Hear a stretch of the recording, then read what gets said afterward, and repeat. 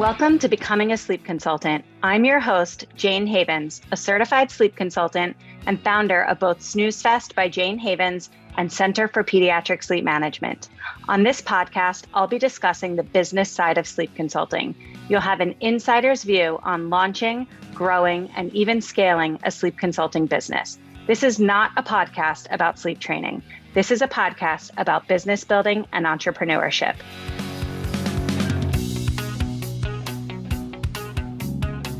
When I was 9 years old, my parents put me on a plane and I headed off to Camp Viga in Maine. I had no clue what I was in for, but I think I remember being pretty excited. It turns out I'm a total camper at heart, and for the next 7 summers, that little corner of Maine became my second home. When I think back on those summers at camp, I don't just remember playing tennis, learning how to sail, and spending time laughing so hard that it hurt with friends. But all of my core memories are really more about the person I became while living away from home. Camp was where I learned to slalom water ski. Looking back, it seems a little bit ridiculous that I was able to do this at 9 years old, but that's the amazing thing about camp. We were regularly being put in the position to try things we had never done before. And somewhere along the way, we stopped asking ourselves whether we could do something, and we decided to just try. I played sports I had never played before. I danced, I competed, I performed in front of people. I learned that being new at something wasn't something to be embarrassed about. It was simply the first step towards getting better. Looking back, I think that's one of the greatest gifts camp gave me. It normalized being a beginner.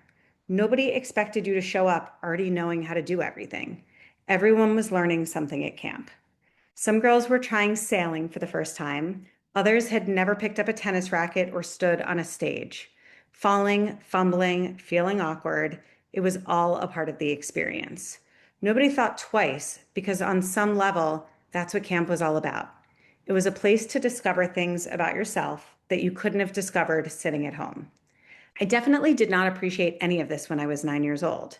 I wasn't sitting around thinking, wow, spending 8 weeks at sleepover camp is really building resilience. I was honestly just excited to be there. That being said, 8 weeks is a very long time to be away from home. I could feel myself growing up at camp. I was oddly aware of my increased confidence and the maturity I developed while away. I had clearly gained new skills over those summer months. When I returned to Baltimore after 8 weeks of camp, I definitely had a feeling of accomplishment. I came home at the end of each summer feeling successful. But it wasn't until I was much older that I started looking back and realizing how many of the lessons I learned during my 7 summers in Maine are lessons that I still carry with me today. Some of those lessons came from counselors, some came from my friends, some came from trying things I never would have tried at home. And then there was this one lesson that, oddly enough, came from a banner hanging in the dining hall. You couldn't miss it. 3 times a day, every single day, for 8 weeks and 7 summers, I sat underneath those words while I ate breakfast, lunch, and dinner. The banner said, "Winners look to solve problems, losers look for excuses." My camp friends and I laugh about this now because there's absolutely no chance that that banner would still be hanging in the camp dining hall today. In fact, I know that it's not. I have friends whose daughters now go to Camp Viga, and somewhere along the way, the banner came down, and I understand why. The language feels harsh. Calling anyone a loser isn't something we really do anymore, and probably for good reason. But here's what's interesting. I never walked around camp thinking that there were winners and losers. What I took away from that banner in the dining hall was actually a very useful lesson. When you run into a problem, look for a solution. Focus on trying to solve the problem. Stop making excuses. I don't remember any of us talking about that banner as kids. It kind of just hung there, year after year, while hundreds of girls sat underneath it eating grilled cheese sandwiches and chicken tenders. Looking back, I find it interesting that the words on this banner in the dining hall at camp ended up becoming such an important life lesson, and perhaps maybe one of the biggest takeaways from camp. No one was telling me that I needed to buy into this message, but after reading those words 3 times a day, every single day, for 8 weeks and 7 summers, I guess it sunk in. The banner said that winners look to solve problems and losers look for excuses. I never really took this to mean that everyone is quite literally a winner or a loser. What I took away from this message is that whenever you run into a problem, you have a choice to make. You can either try to solve the problem and be a part of the solution, or you can make excuses. This is a choice. Even now, all of these years later, I subscribe to this mindset. I live by it. When something isn't working or when I'm faced with a problem, my instinct is to get curious. My instinct is to ask more questions, to try another angle, to find a solution. I'm never one to make excuses. I honestly don't think I realized how deeply that mindset had become a part of who I was until I became an entrepreneur. When I started my business, there wasn't a roadmap sitting on my desk. There wasn't anyone telling me exactly how to build a website, how to market my services, how to land those first few clients, and eventually scale my business to what it looks like today. Each and every day seemed to present a new challenge I had never faced before. Some of these challenges were small and easy to overcome. Others felt daunting, overwhelming, and even like roadblocks to my success. But it never really occurred to me that not knowing how to do something meant that I shouldn't do it. In my mind, not knowing simply meant that I had more to learn and another problem to solve. The older I get, the more I realize that entrepreneurship is really just one long exercise in problem solving. Every successful business owner I know is solving problems each and every day in their work. They're figuring out how to reach more people, how to serve their clients better, how to manage a team, how to navigate technology that seems to change every other week, and how to pivot when something feels like it's not working. This is the job. We tend to look at successful entrepreneurs and assume that they somehow avoided all of these obstacles, when in reality, they've probably encountered more obstacles than anyone else.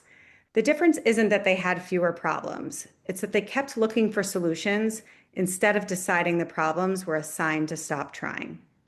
I'm fascinated by the idea that the messages that we absorb as children quietly become the stories we tell ourselves as adults. We don't usually notice it while it's happening. We don't even realize it's happening.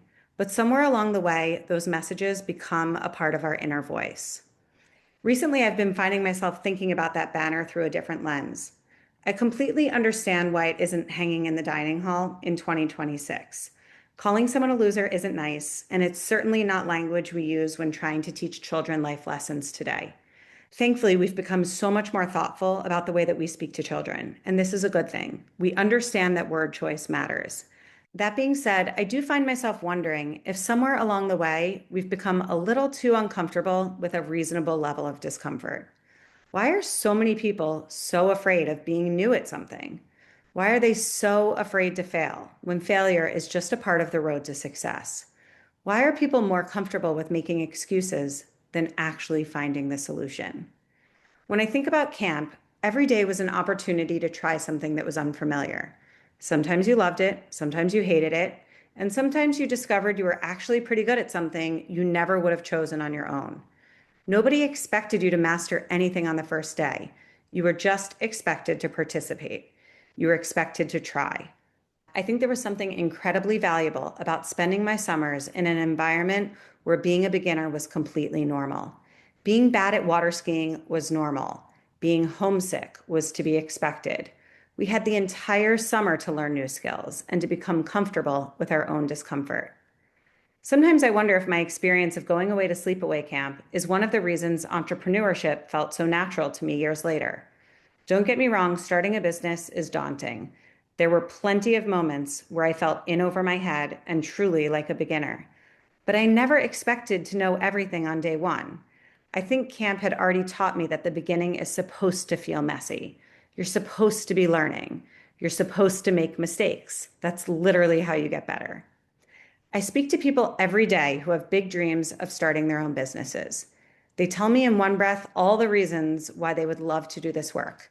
And then in the second half of their sentence comes all the reasons for why they can't or won't do it right now. The timing is wrong, they lack confidence, they just don't know if they'll be able to get their clients results. I think quietly to myself, winners look to solve problems and losers look for excuses. I wish the verbiage was kinder, but the messaging is on point. I wish people would stop making excuses and start coming up with solutions. Of course, there are legitimate reasons for why people cannot do all the things they want to be doing. I'm certainly not suggesting that people make reckless decisions, but I think there's a difference between waiting because it's truly the right decision and waiting because we're afraid of feeling uncomfortable. The more entrepreneurs I meet, the more convinced I become that those who are successful aren't necessarily the smartest or the most talented. The ones who achieve success are the ones who are willing to sit in their own discomfort. They're willing to launch before everything's perfect. They're willing to ask questions they don't know the answers to. They're willing to look inexperienced. They're willing to solve one problem only to discover 3 more waiting for them on the other side. Somehow they understand that the problems aren't evidence that they're failing. The problems are the work. This summer, I watched my own kids go off to sleepaway camp. This is Sid's 5th summer at camp and Ivy's 4th. It's such a strange experience as a parent because I know exactly what camp gave me, and now I get to watch my kids discover it for themselves. Just like I learned grit and determination, my kids are learning that too. Sid's first summer at camp was actually one of the most difficult parenting experiences I've ever had. He was so homesick that he became physically sick. He was literally vomiting because he missed home so much. I still remember getting those phone calls and feeling completely helpless. Every single instinct in my body wanted to get in the car, drive to Pennsylvania, and bring him home. As parents, we're wired to fix things for our kids. When they're hurting, we want to make everything instantly feel better. But this was one of those moments where making the hurt go away wasn't actually the best thing for him. The camp staff was incredible. They didn't minimize what he was feeling, and they didn't tell us to ignore it. They acknowledged that he was really struggling, but they also believed that he could get through it. Looking back, I think that belief mattered just as much as anything they actually did. They saw a little boy who was having a really hard time, but they didn't let his struggles define him. They believed there was another chapter coming, even when he couldn't see it yet for himself. Little by little, things got better. There wasn't one magical conversation or one amazing day that changed everything. It was gradual. He had one good afternoon and then another. He made a new friend. He participated in an activity that he found to be really fun. One day, he laughed a little bit more than he cried, until eventually camp became a place that he trusted was good for him. Fast forward 5 summers, and that same boy who couldn't imagine making it through is now 14 years old. The camp directors tell me that he's the kid helping the younger campers who are homesick. He'll share his own experiences with homesickness, bring them a few baseball cards, reassure them that they're going to be okay, and remind them that he knows exactly how they're feeling because 5 summers ago, he felt that way too. The things that shape us usually aren't the things that come easily. The things that shape us are the experiences that stretch us just a little beyond what feels comfortable. But once you get to the other side of that discomfort, it always feels like you're exactly where you want to be. When I read that banner as a little girl, I don't think I heard the words winner and loser.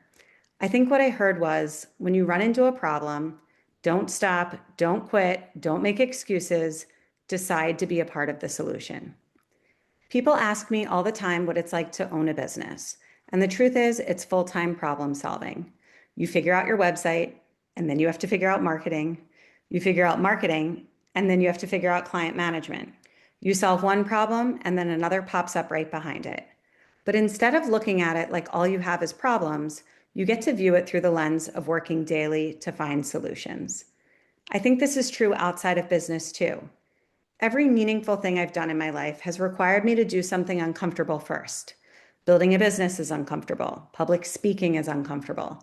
Parenting has certainly been uncomfortable at times. There's never been a point in my life where I suddenly arrived and thought, perfect, I think I have everything figured out now. Over time, I think I've become more comfortable not having all of the answers. I've become more comfortable trusting that I'll be able to figure it out. And now that I think about it, maybe that's the greatest gift camp gave me. At camp, I learned I can do anything I set out to do. Even when something feels impossible, those are just my feelings. It's not actually grounded in truth. Reading that banner every day for 7 summers reminded me that I had control over my outcomes. I could make excuses for myself, or I could decide to be a part of the solution. Who knew that one sentence I read over breakfast, lunch, and dinner for 7 summers would quietly become part of the way I approach almost everything in my life? If you're listening to this podcast and there's something you've been wanting to do, whether it's starting a business, changing careers, going back to school, or simply trying something that feels a little scary and overwhelming, I hope that you'll remember that confidence almost never comes first. Confidence comes after you've done the hard thing. It comes after you've fallen down a few times. It comes after you've solved a few problems you weren't sure you could solve. Trying doesn't make you a loser. Being uncomfortable doesn't mean you're failing. Being uncomfortable just means you're on your way to finding the solution. Thank you so much for listening to this episode of the Becoming a Sleep Consultant podcast.